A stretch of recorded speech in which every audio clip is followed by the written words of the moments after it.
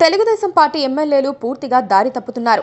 Chandrababu party ఎమ్మెల్యేలను పట్టించుకోకుండా ఆయన పూర్తిగా పాలనపై దృష్టి పెట్టడంలో ఎమ్మెల్యేలు చెలరేగిపోతున్నారు. ఎమ్మెల్యేలు ఎక్కువగా ఉన్నా సరే సమస్యలు వస్తాయి.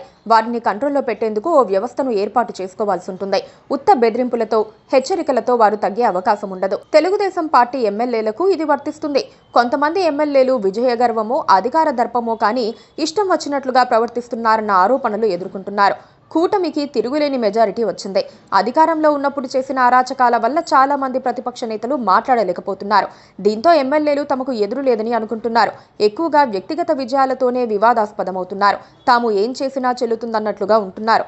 అనంతపురం ఎమ్మెల్యే దగ్గుబాటి ప్రసాద్ వ్యవహారం కలకలం రేపింది. ఆయన తన ఆడియో కాదని ఏఐ అని చెబుతున్నారు. కానీ అలాంటి అవకాశం కల్పించింది మాత్రం ఆయనే. ఆయన దూకుడుతనం, ఎమ్మెల్యే అంటే నియోజకవర్గానికి రాజును అని ఫీల్ కావటం వల్లే ఇలాంటి పరిస్థితి వచ్చింది.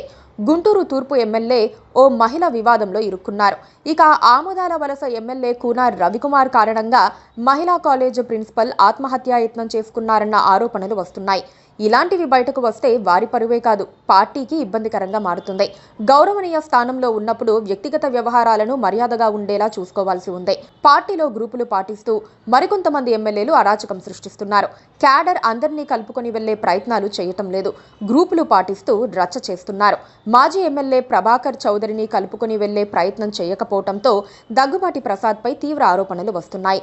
చాలా నియోజకవర్గాల్లో ఇదే పరిస్థితి ఉంది. గత ఎన్నికల్లో చంద్రబాబు కొంతమంది సీనియర్లపై వ్యతిరేకత ఉందని ఇతరులకు ఛాన్స్ ఇచ్చారు. ఇప్పుడు వారు పార్టీ సీనియర్లకు, పార్టీ కోసం కష్టపడిన వారి కోసం కాకుండా గ్రూపు రాజకీయాలు చేస్తున్నారు. కొత్త ఎమ్మెల్యేలైతే పూర్తిగా దారి తప్పిపోయారని సీనియర్లు కొంత జాగ్రత్తగా ఉంటున్నా తెర వెనక వారి వ్యవహారాలు శృతిమించాయన్న ఆరోపణలు వస్తున్నాయి.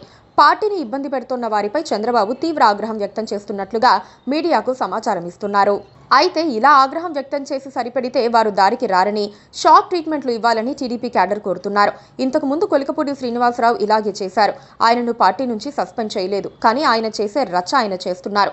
ఓ మహిళతో వివాదంలో చిక్కుకున్న సత్యవేడు ఎమ్మెల్యేను సస్పెండ్ చేశారు. ఆయనపై కేసులు కోర్టు కొట్టివేసినా సస్పెన్షన్ మాత్రం ఎత్తివేయలేదు.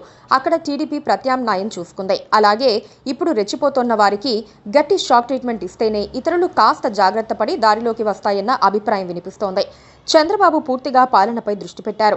నారా లోకేష్ పార్టీలో తనకన్నా సూపర్ సీనియర్లను ఏమీ అనలేరు. ఫలితంగా అంతా తేడా కొట్టేస్తోంది. ఎమ్మెల్యేలు చంద్రబాబు పుట్టి ముంచే పనిలో ఉన్నారు. Please subscribe to KTV Telugu. KTV Telugu. KTV Telugu. KTV Telugu channel.